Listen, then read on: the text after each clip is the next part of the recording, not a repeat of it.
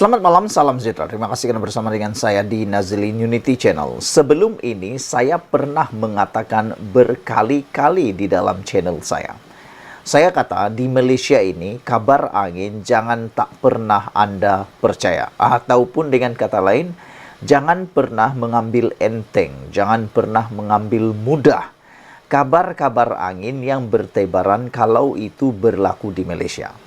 Kerana sudah berlaku hampir 90%, kabar angin menjadi kabar yang benar. Manakala kabar yang benar tiba-tiba menjadi kabar yang tak benar.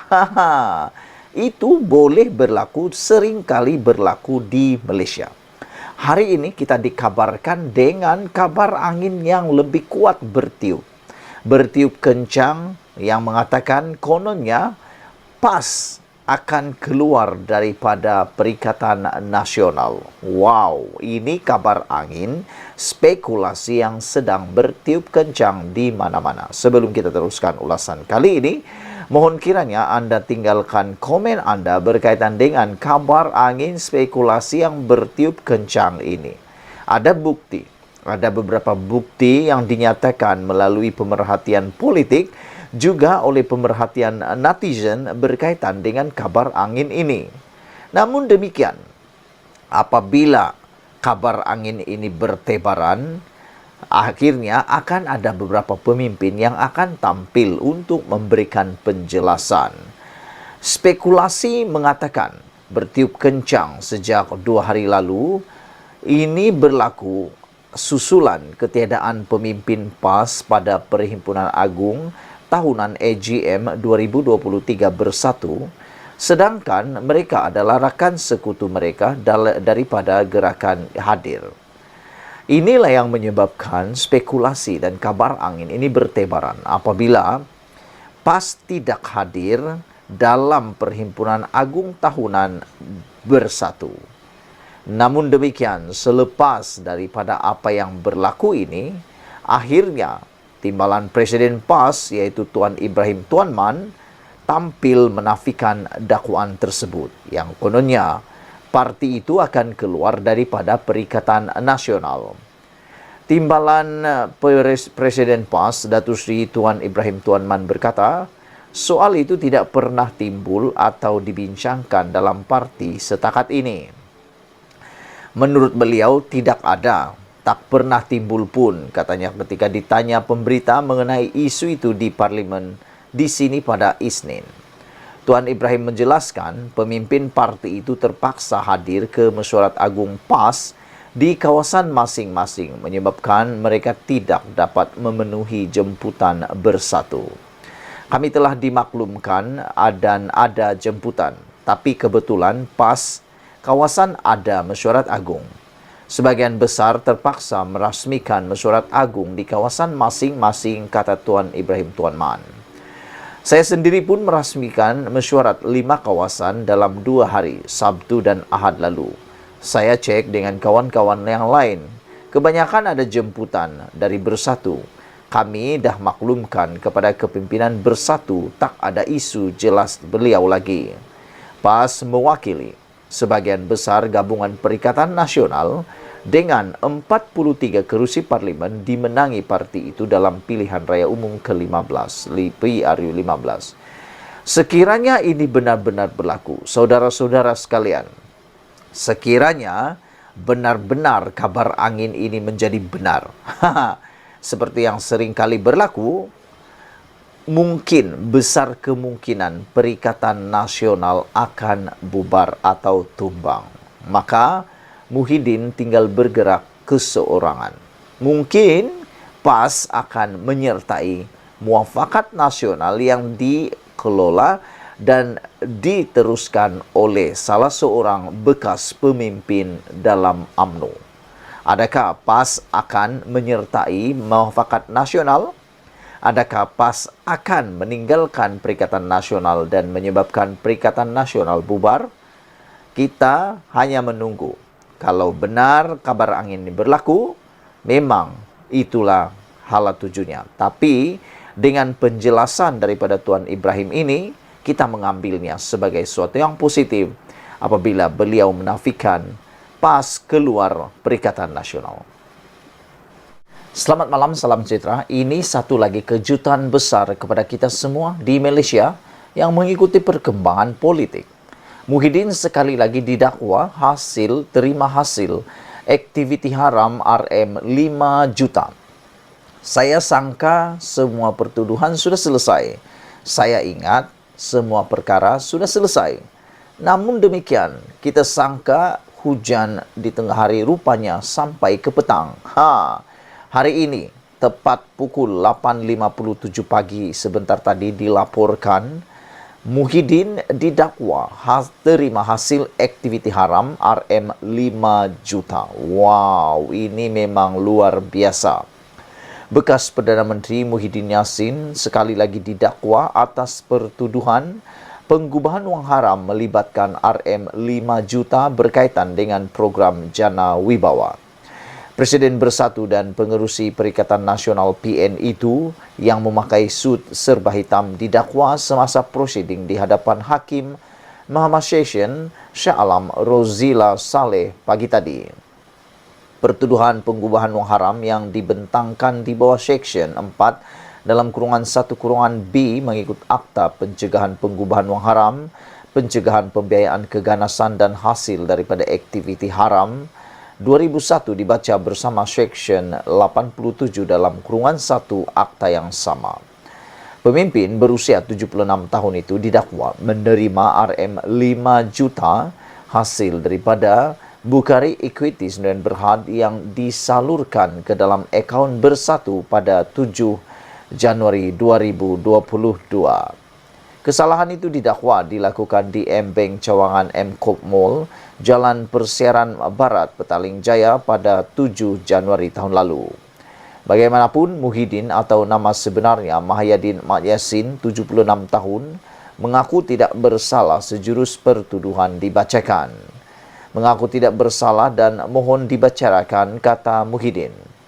Ahli Parlimen Pagoh itu boleh dipenjara sehingga 15 tahun dan denda tidak kurang daripada 5 kali ganda jumlah atau nilai hasil daripada aktiviti haram berkenan dilakukan atau RM5 juta yang mana yang lebih tinggi jika disabitkan kesalahan. Terdahulu, Timbalan Pendakwa Raya SPRM Ahmad Akram Garib memohon mahkamah supaya mengguna pakai ikat jamin RM2 juta dengan 2 penjamin beserta syarat tambahan yang ditetapkan ke atas Muhyiddin di Mahkamah Session Kuala Lumpur minggu lepas. Saya juga memohon kes ini dipindahkan ke Mahkamah Session Kuala Lumpur, memandangkan ia berkait dengan perbicaraan di sana serta tarikh sebutan di Mahkamah Session tersebut sudah ditetapkan pada 26 Mei ini, katanya. Rozila kemudiannya membenarkan permohonan pendakwaan untuk mengguna pakai jaminan serta syarat tambahan yang ditetapkan oleh Mahkamah Session Kuala Lumpur, iaitu tertuduh menyerahkan pasportnya kepada mahkamah serta membenarkan kes itu dipindahkan ke mahkamah sama. Selain Ahmad Akram, pendakwaan juga dikendalikan Timbalan Pendakwa Raya Muhammad Fadli, Muhammad Zamri, Zindelim Wei Kiong, Kalai Vani Andorai dan Mazia Muhaidi. Muhyiddin pula diwakili 9 peguam iaitu K. Kamarudin, Cetan, Devan dan lain-lain. Sementara itu, wartawan Malaysia Kini melaporkan selepas keluar dari bilik mahkamah Muhyiddin mengadakan sidang media yang ringkas. Saya telah dibacakan tuduhan yang ke-7 dan saya telah menyatakan saya tidak bersalah dan mohon supaya kes ini dibicarakan, kata beliau. Selain itu, Muhyiddin juga bersetuju pindahkan kes ini ke Mahkamah KL dan ditetapkan masa untuk perbicaraan, katanya, sebelum bergegas meninggalkan kompleks mahkamah tanpa mahu menjawab sebarang soalan. Presiden Bersatu itu tiba di kompleks Mahkamah Sultan Salahuddin Abdul Aziz Shah di Shah Alam pada kira-kira pukul 8.20 pagi dengan ditemani istrinya serta beberapa pemimpin parti, antaranya ialah Ahmad Faizal Azumur, Ronald Kendi dan Muhammad Razzi Jidin. Pada 10 Mac lalu, Muhyiddin, 75 tahun, dihadapkan di Mahkamah Session Kuala Lumpur atas 6 pertuduhan berkaitan wang dalam akaun Bersatu. Dia mengaku tidak bersalah atas 4 pertuduhan sebagai Perdana Menteri dan Presiden bersatu telah menggunakan kedudukannya untuk menerima suapan berjumlah Rm232,5 juta dan 2 pertuduhan sebagai Presiden bersatu telah menerima wang hasil dari aktiviti haram berjumlah Rm195 juta. Hakim Azura Alwi kemudian membebaskan Muhyiddin dengan jaminan sebanyak Rm2 juta bersama 2 orang penjamin serta diperintah menyerahkan pasport antarabangsanya. Sekian dulu untuk kali ini, ikuti terus ulasan selepas ini. Selamat malam, salam sejahtera. Terima kasih karena bersama dengan saya di Nazilin Unity Channel. Akhirnya, satu lagi rahasia didedahkan oleh SPRM berkaitan siapa Datuk Roy yang dicari-cari selama ini dikaitkan dengan siasatan kes Jana Wibawa. Sebelum kita teruskan ulasan kali ini, tolong tinggalkan komen Anda, tekan butang subscribe. Hari ini, SPRM akhirnya mendedahkan identiti sebenar Datuk Roy. Muhammad Husin Muhammad Nasir atau Datuk Roy didakwa menjadi perancang utama kes rasuah program Jana Wibawa. SPRM atau Suruhanjaya Pencegahan Rasuah Malaysia SPRM sedang mengesan seorang lelaki, Muhammad Husin Muhammad Nasir atau digelar sebagai Datuk Roy, bagi membantu siasatan agensi anti rasuah itu. SPRM dalam kenyataan berkata lelaki berusia 54 tahun itu beralamat terakhir di RRM Semambu, Kuantan, Pahang. Mereka yang mengenali atau mempunyai maklumat lelaki itu diminta menghubungi pegawai penyiasat Muhammad Ashraf Mustafa di talian yang tertera. Semalam FMT melaporkan seorang lelaki berusia 50-an yang dikenali sebagai Datuk Roy dicari oleh SPRM kerana didakwa menjadi perancang utama kes rasuah yang berkaitan dengan siasatan badan anti rasuah ke atas program Jana Wibawa. Difahamkan lelaki itu pernah dipenjarakan kerana kesalahan rasuah sebelum ini. Program Jana Wibawa diperkenalkan pada November 2020 oleh Kerajaan Muhyiddin Yassin sebagai inisiatif rancangan COVID-19 untuk membantu kontraktor Bumi Putra. Ia menjadi kontroversi selepas Perdana Menteri Anwar Ibrahim mendedahkan kos yang terlibat dalam projek. Beberapa projek diberikan adalah terlalu tinggi dan beberapa juga tidak melalui proses tender. Muhyiddin didakwa atas tuduhan salah guna kuasa dan pengubahan wang haram. Bulan lalu, 2 lagi ahli bersatu didakwa menerima rasuah berhubung Jana Wibawa. Mereka ialah ahli Parlimen Tasik Gelugur Wan Saiful Wanjan dan Timbalan Ketua Bersatu Segambut Adam Radlan Adam Muhammad.